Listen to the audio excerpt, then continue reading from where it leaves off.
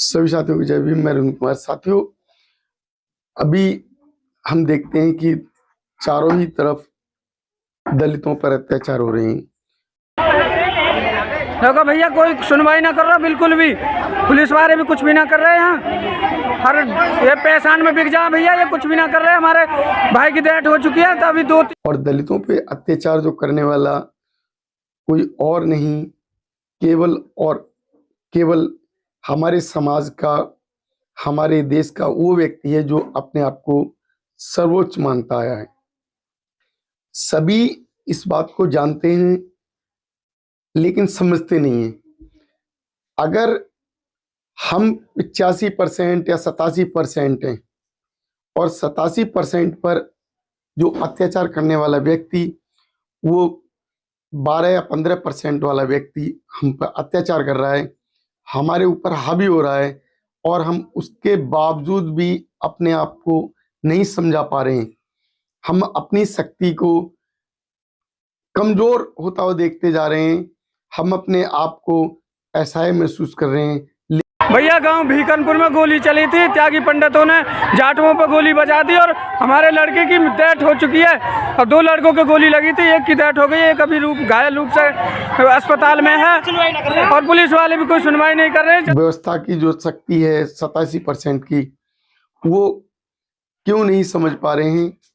क्या कारण रहा?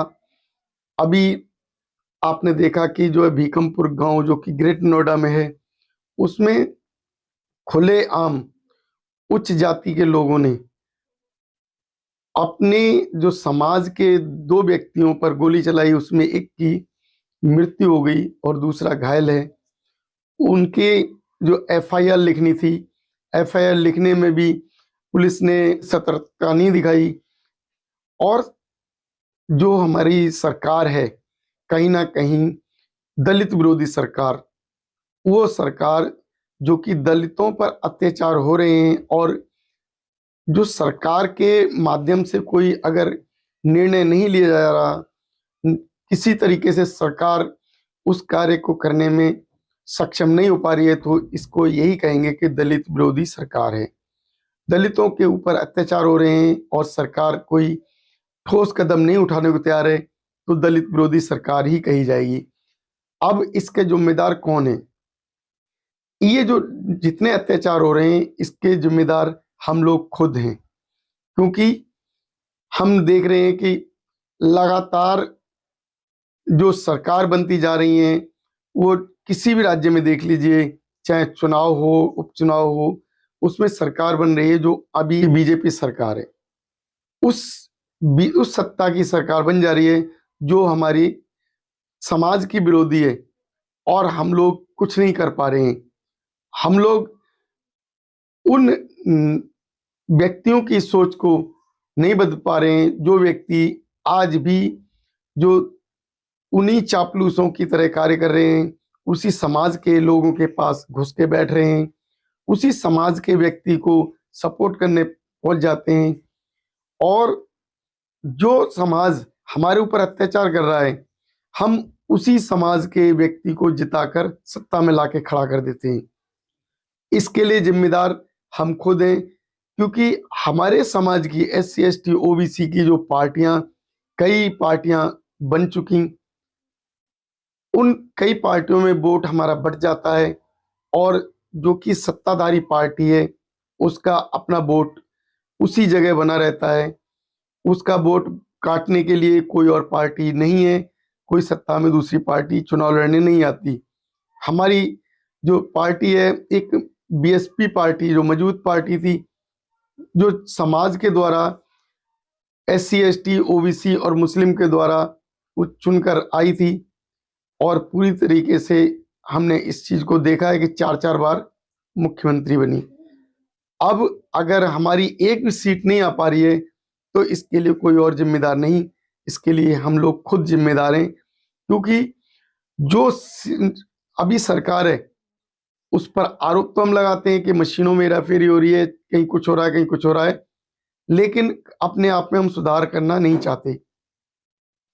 हम 10 पार्टियों को लेकर चुनाव क्यों लड़ते हैं? हम 10 पार्टियों को एकजुट करके चुनाव क्यों नहीं लड़ना चाहते हैं? क्या आपका अपना स्वाभिमान जो कि केवल अपनी इस अहम की लड़ाई में लगा हुआ है, क्यों नहीं समाज की लड़ाई लड़ने को तैयार? हमारी जो पार्टियां हैं, चाहे बहुजन समाज पार्टी या आज़ाद समाज पार्टी, और तीसरी जो कि बहुजनों की ही माने लेकिन वो कहीं अपने आप को बहुजन नहीं मानते हैं, जो कि समाजवादी, ये तीनों ही पार्टियां अपने अहंकार में चूर हैं और जनता पर अत्याचार हो रहे हैं। जनता इसका खामियाजा उठा रही है, चाहे भीम आर्मी वो काम कर रही है या जो आज़ाद समाज पार्टी कहीं ना कहीं उस सोच की तरफ नहीं जा रही है जो सोच पैदा होनी चाहिए थी। क्योंकि अभी हमने देख लिया, उपचुनाव को भी देख लिया, एक भी सीट नहीं आई। इससे पहले राज्य चुनाव हुए थे, उनमें भी सीट नहीं आई, और उससे पहले लोकसभा के चुनाव हुए थे, उसमें भी सीट नहीं लेके आ पाए। कहीं ना कहीं हम देखते हैं जो सीट ना आने की वजह वो बिखराव है। जो हमारी जो पार्टियां हैं वो दूसरी पार्टियों का सपोर्ट करने पहुंच जाती हैं या फिर अलग अलग चुनाव लड़ती हैं, और अलग अलग चुनाव लड़ने के कारण वो सत्ता से दूर हैं। वो कांग्रेस के साथ देने की बात करती हैं, कभी जो है अपने निर्दलीय वोटर खड़े कर देते हैं, तो निर्दलीय प्रत्याशी खड़ा कर देते हैं, क्योंकि चाहे निर्दलीय प्रत्याशी हो वो भी कुछ वोट काट के जाएगा, या अलग अलग चुनाव लड़ेंगे तब भी पार्टियां हमारी नहीं आ सकती। तो हमें इतना कुछ हो गया, उसके बावजूद नहीं समझ पा रहे, दलितों पर अत्याचार हो रहे हैं तब भी एकजुट नहीं है, वोट की बात आती है तब भी एकजुट नहीं है। समाज के जो व्यक्ति हैं, इतने संगठन हैं, संगठन के जो चलाने वाले लोग वो भी नहीं समझ पा रहे हैं कि हमें केवल और केवल दबाव देना है इन पार्टियों पर एकजुटता के लिए। हमें इन पार्टियों को अलग अलग वोट नहीं करना है, हमें इन पार्टियों को एकजुट करके सत्ता में लेके आना है, तभी हम इस 15% की पार्टी को हटा सकते हैं। अभी हम आरोप लगाते हैं कि मशीनों में गड़बड़ी है।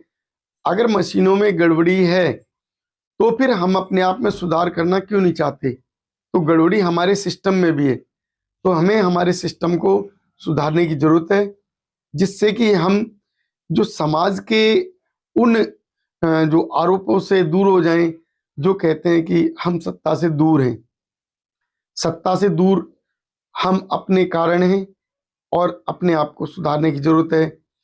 आज अगर जो है सत्ताधारी पार्टी सत्ता में बैठ के आ रही है, हर जगह चुन के आ रही है, चाहे किसी तरीके से आ रही है, वो चुन के आ रही है, इसमें कोई दो राय नहीं, और उसी सत्ताधारी पार्टी के वो चहेते चेहरे, वो चहेते लोग, वो चहेते व्यक्ति जो दलितों पर अत्याचार कर रहे हैं। दलित ना पहले समझदार हो पाया और ना आज समझदार है, क्योंकि अगर समझदार होता तो एकजुट होकर सत्ता में अपनी सरकार बना लेता। इतने जो चैनल चल रहे हैं, जगह जगह चैनल चलते हैं, और चैनलों के द्वारा जो मुहिम चलाई जाती है, जो जनता के उन सक्रिय लोगों के द्वारा आवाज उठाई जाती है, उस आवाज को भी नहीं समझ पा रहे हैं। वो जो आवाज है कहीं ना कहीं हमारे विरोधी व्यक्तियों के कानों में पहुंच जाती है, और वो विरोधी व्यक्ति ये कहते हैं कि अगर हम बटेंगे तो कटेंगे, बटेंगे तो पिटेंगे, बटेंगे तो ठुकेंगे। लेकिन हम क्यों नहीं समझ पा रहे कि हम बटे हैं इसलिए पिट रहे हैं, बटे हैं इसलिए ठुक रहे हैं, और बटे हैं इसलिए मारे जा रहे हैं? तो कब हमारी समझ में आएगा, ये आप लोगों को समझना पड़ेगा। और मैंने ये वीडियो आज इसलिए बनाया है क्योंकि कहीं ना कहीं जो जनता के ऊपर जो अत्याचार हो रहे हैं हमसे देखा नहीं जा रहा, क्योंकि समाज के वो व्यक्ति इसमें सक्रिय नहीं हो पा रहे। वो व्यक्ति अपने जो पार्टियों को लेकर बैठे हुए हैं और सत्ता की राजनीति चलाना चाह रहे हैं कि हम ही जीत कर आए, हम ही शासन करें। ऐसा कभी नहीं होगा। बहुजन इस तरीके से कभी एकजुट नहीं हो पाएगा और ना ही कभी सरकार बना पाएगा। तो हमें बहुत सोचने की जरूरत है। साथियों, अगर आप लोग मेरे विचारों से सहमत हैं तो मेरे वीडियो को शेयर करें, जनता तक पहुंचाएं, जिससे कि जो आज समाज के ऊपर अत्याचार हमारी ये जो पार्टियां करवा रही हैं, इनसे हम बच सकें और जो हमारे ऊपर अत्याचार हो रहे हैं उनसे निजात मिले। तो इसी के साथ जय भीम, नमो बुद्धाय।